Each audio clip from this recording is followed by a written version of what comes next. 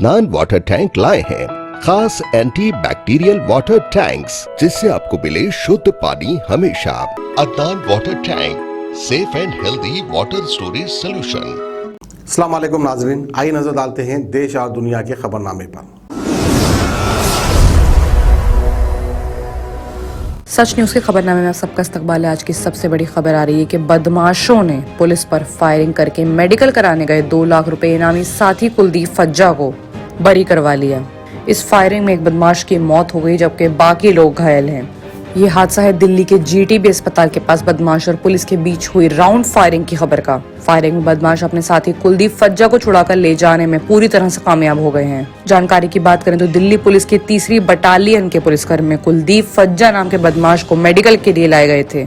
वहाँ पर बदमाश जितेंद्र गैंगी, जो कि उसी बदमाश का साथी था, उसके खिलाफ हत्या के 70 से ज्यादा केस दर्ज हुए हैं। ये अस्पताल लाया गया तो वहीं से कार्रवाई के लिए उसको ले जाया जा रहा था, जबकि वहीं पर बदमाशों ने फायरिंग करी और अपने साथी को लेकर भाग गए। वहीं दूसरी बड़ी खबर आ रही है कांग्रेस के पूर्व अध्यक्ष राहुल गांधी की तरफ से। राहुल गांधी एक बार फिर अपने चर्चों में उन्होंने ट्वीट करके कहा है कि मैं अब आरएसएस को संघ परिवार नहीं कहूंगा। जी हाँ, राहुल गांधी ने वजह बताई कि मैं संघ परिवार इसलिए नहीं कहना चाहता क्योंकि परिवार में महिलाएं होती हैं, बुजुर्ग के लिए सम्मान होता है, करुणा और स्नेह की भावना भी होती है, जो आरएसएस में नहीं है। अब मैं आरएसएस को संघ परिवार नहीं कहूंगा। बता दें कि पहली बार नहीं है जब राहुल गांधी ने आरएसएस पर अपना निशाना साधा है। इससे पहले भी आरएसएस के खिलाफ राहुल गांधी ने काफी ट्वीट्स किए हैं। इससे पहले उन्होंने बिहार की विधानसभा पे हुए हंगामे पे ट्वीट किया था। उन्होंने कहा था कि नीतीश कुमार आरएसएस भाजपा में हो गए हैं। उन्होंने ट्वीट किया था कि बिहार विधानसभा में हुई शर्मनाक घटना से ये बात साफ हो गई है कि मुख्यमंत्री पूरी तरह से आरएसएस और भाजपा मायक हो चुके हैं। कांग्रेस के नेता ने ये भी कहा था कि लोकतंत्र का चीरहरण करने वाली सरकार को कहलाना सरकार कोई हक नहीं है। बिलाखिर राहुल गांधी ने ये भी कहा कि हम अपनी आवाज उठाते रहेंगे क्योंकि हम अपोजिशन से नहीं डरते। वहीं अगली बड़ी खबर आ रही है दिल्ली से, जहां पे दिल्ली में एलजी बदलने की फूफुकाहट तेज हो गई है। सरकार से जुड़े सूत्रों के मुताबिक अगर बात करें तो नए एलजी के नीम पर चर्चे हो रहे हैं, जोरों शोरों पर चर्चे। नए एलजी के लिए दमन और दीव प्रशासक प्रफुल्ल पटेल का नाम सबसे आगे आ रहा है। इसके अलावा सेशंस में पूर्व सीएजी राजीव महर्षि, पूर्व आईएएस शक्ति सिन्हा का नाम भी चर्चा में है। दिल्ली में मौजूदा एलजी अनिल बेजल को 4 साल से ज्यादा हो चुके हैं। आपको बता दें कि बुधवार को दिल्ली राष्ट्रीय राज्य क्षेत्र ने 2021 बिल राज्यसभा में बिल पास करवा दिया। उसके बाद लोकसभा ने इस विधेयक को मंजूरी दे दी, यानी कि सांसद ने इसको स्वीकार कर लिया। राष्ट्रपति के पास मंजूरी के लिए ये आगे बढ़ा जाएगा। इस बिल के जरिए दिल्ली निरवचित सरकार के मुकाबले लेफ्टिनेंट गवर्नर को ज्यादा शक्तियां दी जाएंगी एज कम्पेयर टू दिल्ली सरकार। वहीं बात अगर बंगाल चुनाव की करें तो बंगाल के दंगल में भाजपा ने अपनी पूरी ताकत झोंक दी है। भाजपा के अपने स्टार सेलिब्रिटीज को मैदान में उतार दिया। आज बंगाल में पहले चरण के मतदान का आखिरी दिन है, लेकिन सबकी नजरों में मिथुन चक्रवर्ती रहने वाले हैं। मिथुन चक्रवर्ती आज भाजपा के लिए अपना प्रचार करेंगे और मैदान में उतरेंगे। अब देखना ये कि भाजपा की इस स्ट्रैटेजी से कितना फायदा पहुंचता है। वहीं अगली बड़ी खबर भी दिल्ली से आ रही है, जहां पे सोशल मीडिया पर हिंदू मुस्लिम का ये मामला वायरल हो गया। रस्सी से बांधकर इंसान की पिटाई करी गई और उसे कहा गया कि पाकिस्तान मुर्दाबाद के नारे लगाओ। ये दहशत भरा हादसा पूरे सोशल मीडिया पर वायरल हो गया, जहां पे साफ देखा जा सकता है कि एक शख्स दूसरे शख्स को रस्सी से बांधकर पीट रहा है। आजकल इस तरह की वीडियोस काफी वायरल हो रही हैं, चाहे बात मंदिर की करें या इसकी करें, और उस इंसान को जिसको पीटा जा रहा है उसे जबरदस्ती पाकिस्तान मुर्दाबाद और हिंदुस्तान जिंदाबाद के नारे लगवाए जा रहे हैं। हर सिक्के के 2 पहलू होते हैं। हम नहीं कह सकते इस वक्त कौन सही है कौन गलत है, लेकिन किसी भी इंसान को अगर अपनी देशभक्ति साबित करने के लिए हिंदुस्तान जिंदाबाद पाकिस्तान मुर्दाबाद बोलना पड़े तो सवाल यहाँ ये उठता है कि क्या ये देश उतना ही उसका है जितना जो पीट रहा है उसका है। अभी तक इस मामले में कोई केस दर्ज नहीं हुआ है।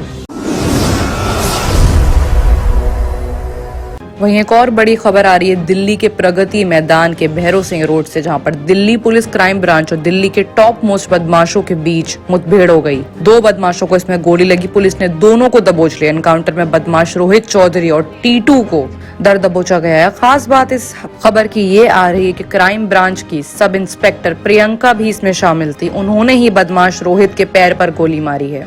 ऐसी में दिल्ली में इनको लेडी सिंघम ने किया एनकाउंटर के लिए मशहूर कर दिया गया है। अब बात करते हैं देश की कि देश में बड़े कोरोना केस में कई शहरों में रैंडम टेस्टिंग शुरू हो गई है। दिल्ली से नोएडा, नोएडा से दिल्ली आने जाने वाले रैंडम लोगों की कोरोना टेस्टिंग हो रही है। ये इसलिए किया गया है ताकि कोरोना के केस नोएडा और ग्रेटर नोएडा में ज्यादा ना बढ़े। दिल्ली में बाहर से आने वालों पर भी कड़ी नजर रखी जा रही है।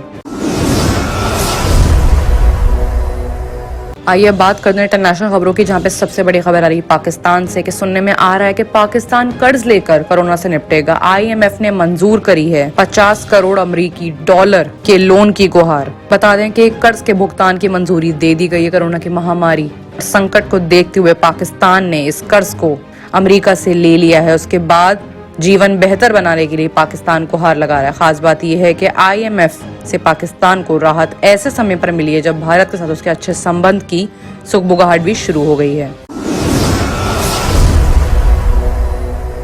वहीं अगली बड़ी खबर आ रही है कि ब्रिटेन के शाही परिवार से अलग हुए प्रिंस हैरी अब नौकरी करेंगे। बता दें कि प्रिंस हैरी को किसी भी चीज की कमी नहीं थी, उनके पास तमाम तरह के सुख और सुविधाएं थी। उसको छोड़कर उन्होंने नौकरी करने का फैसला किया है। प्रिंस हैरी अब दिमागी तौर की जो स्वास्थ्य होती है उसकी कोचिंग देंगे। कंपनी में चीफ इम्पैक्ट ऑफिसर के नाम से उन्होंने ज्वाइन किया। ये कोचिंग जिस कंपनी का है उस नाम पर बेटर ऐप है, एक स्टार्टअप है। ये शाही परिवार से ताल्लुक रखने वाले प्रिंस हैरी अब इस कोचिंग में नौकरी करते हुए नजर आएंगे।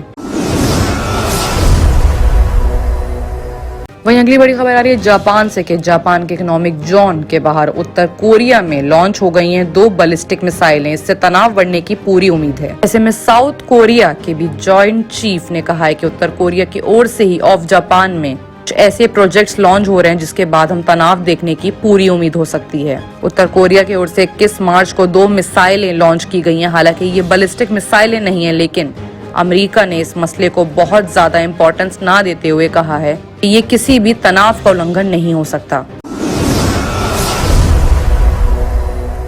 वहीं अगली बड़ी खबर आ रही है अमेरिका से कि अमेरिका के पास आखिर कोविड वैक्सीन की 60 करोड़ खुराकें होंगी। जी हाँ, मई के आखिर तक अमेरिका का ऐसा बयान आ रहा है कि 60 करोड़ खुराकें अवेलेबल होंगी कोविड के लिए, ताकि उनके किसी भी सिटीजन को प्रॉब्लम ना हो।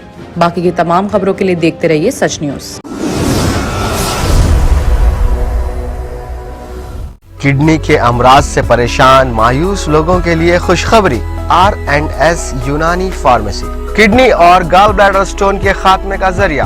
अब UNI स्टोन कैप्सूल्स के जरिए खात्मा कीजिए। No operation, no side effects, 100% result. सिर्फ UNI स्टोन कैप्सूल से मुस्तहिक लोगों के लिए खुसूसी रियायत। फिर से पथरी न होने का मुकम्मल इलाज। दर्द, कॉन्स्टिपेशन और पुराने कब्ज से निजात पाइए। आज ही तशरीफ लाएं। R&S यूनानी pharmacy, first floor, syndicate bank, Bahadurpura X road, Hyderabad. Contact 9703 939 436 9063 383760।